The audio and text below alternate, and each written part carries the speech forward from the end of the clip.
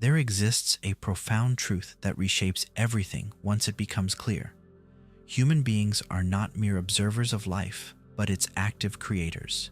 Each moment, with every breath and choice, destiny is being woven into existence. For generations, humanity has walked through the world, believing itself to be at the mercy of forces beyond its control. Yet this perception, though widely held, stands at odds with the fundamental nature of existence itself. The truth is simpler and more empowering. We are the architects of our own experience. Karma isn't mysticism or fantasy. It's the mechanics of how life actually operates. Consider how often the same questions echo through human consciousness. Why does this always happen to me? Why this suffering? Why this fortune? These questions reveal a fundamental misunderstanding about the nature of existence. The prevailing belief suggests that happiness depends on external circumstances aligning favorably, on other people behaving correctly, on luck striking at the right moment. When pleasant experiences arrive, gratitude flows. When difficulties emerge, victimhood takes root. Life becomes something that happens to us, rather than something we participate in creating. This victim consciousness is perhaps the greatest prison humanity has constructed for itself. It appears safe, even comfortable, because it absolves all responsibility. Yet it is built on a fiction. The quality of any life is not determined by what occurs externally, it is determined by what is done with what occurs. Even more profoundly, most of what manifests in any life has been set in motion by that very life itself, consciously or unconsciously. This is a challenging truth. It removes the comfort of blame. But within this challenge is the key to genuine freedom. The universe operates on principles that are neither mysterious nor negotiable. Plant a seed of mango, and a mango tree emerges. Not sometimes. Always. Cause and effect govern all of existence with absolute precision. Yet in human life, there's a strange amnesia about this law. Seeds of anger are sown, and there's surprise when peace fails to bloom. Negativity is cultivated daily, then bewilderment arises when joy remains absent. Carelessness is practiced repeatedly, then shock emerges when stability crumbles. The pattern becomes clear once seen. Actions create experiences. Change the actions, and the experiences transform. This isn't philosophy to be debated, it's mechanics to be understood and applied. But the word action here carries deeper meaning than typically understood. It encompasses far more than physical movement through space. Human beings create their reality across 4 distinct yet interconnected dimensions. Each dimension continuously shapes what unfolds. The first dimension is visible and obvious. Physical action. What the body does, how it moves, how it interacts with the world. These actions generate immediate, tangible consequences. This level is understood by all. The second dimension operates in thought. Every thought is an action, though invisible to others. The mind constantly building, constructing, creating through its patterns. Fearful thoughts construct fearful realities. Resentful thoughts poison the very experience they claim to protest. Thoughts are not passive observations floating harmlessly through consciousness. They are tools of construction, building the inner landscape that determines outer experience. The third dimension unfolds through emotion. Emotions are not random visitors that arrive uninvited. They are patterns generated, often unconsciously, moment by moment. Some humans have programmed anger as their default frequency. Others broadcast anxiety constantly. These emotional patterns color every perception, filter every experience, and attract corresponding circumstances. The fourth dimension is most subtle, yet perhaps most powerful, the energetic quality brought to existence. 2 people can perform identical physical tasks, think similar thoughts, yet one brings full presence and attention while the other operates in distraction and disengagement. The results diverge dramatically. The quality of energy invested determines the quality of outcomes received. Understanding these four dimensions reveals a startling truth.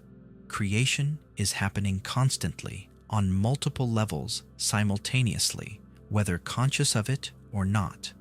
But here lies the challenge. Most human action across all four dimensions is not conscious. It is automatic, mechanical, programmed.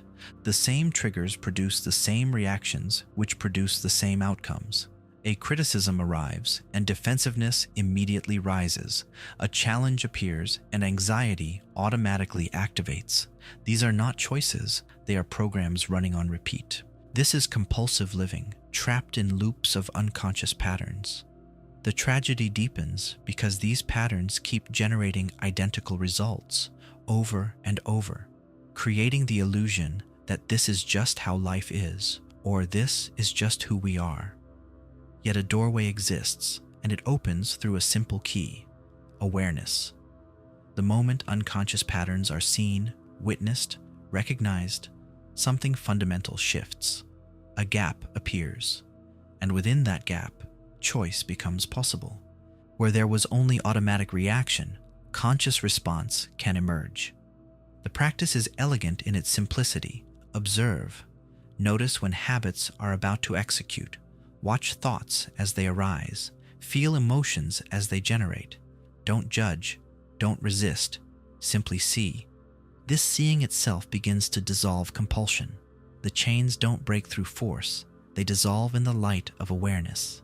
This understanding leads to the most transformative shift available to any human being: the move from blame to responsibility. Responsibility, stripped of its usual associations with burden and obligation, reveals its true meaning: the ability to respond.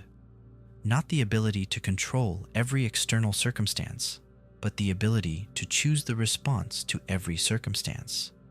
When responsibility for inner experience is fully embraced, victimhood ends. The waiting ends, the expectation that the world must change first before peace can be found, before joy can be felt, before fulfillment can arrive. All of this dissolves. Peace, joy, and fulfillment are not states that depend on external alignment. They are qualities generated from within, regardless of outer circumstances. This shift from blame to responsibility is the path to genuine freedom. It transforms passive victims into active creators. It changes those who are acted upon into those who consciously act. Understanding remains merely intellectual until applied. So how does this wisdom move from concept to lived reality? First, patterns must be observed. Attention must be brought to automatic reactions. What triggers defensiveness? When does anxiety arise? What are the default emotional states? No fixing required yet. Observation alone begins the transformation. Second, the pause must be practiced. Before speaking, breathe.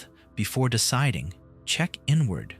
Ask silently, is this coming from pattern or from presence? Is this reaction or conscious response? Third, commitment must be made. External circumstances will no longer dictate internal states. Someone's rudeness need not create inner disturbance. Another's anger need not generate matching anger. These are choices, though the programming suggests otherwise. Fourth, patience must be extended to the process. Patterns have been carved deeply over years, perhaps lifetimes. They soften gradually. Every moment of awareness counts. Every conscious choice matters. Finally, presence must be brought to each action. Working, creating, conversing, walking, being. Full attention transforms ordinary actions into extraordinary experiences. The quality of presence itself elevates all of life. The essential truth stands clear and uncompromising. Human beings create their experience, not through magical thinking or wishful hoping, but through the fundamental mechanics of existence. Every action across all four dimensions is constructing what comes next. More than about achieving perfection or eliminating all mistakes, it's about moving from unconscious compulsion to conscious creation. It's about recognizing the power that already exists, not power over external reality, but power over the one domain where total sovereignty is possible, the inner realm. Destiny is not predetermined. It is not written in distant stars or locked in ancient fate. Destiny is being written right now, in this moment, through every action taken, every thought generated, every emotion broadcast, every quality of energy expressed. The question remains, eternal and immediate. What will be created? This is the invitation. This is the truth. This is the way. This is karma. Like and subscribe for more.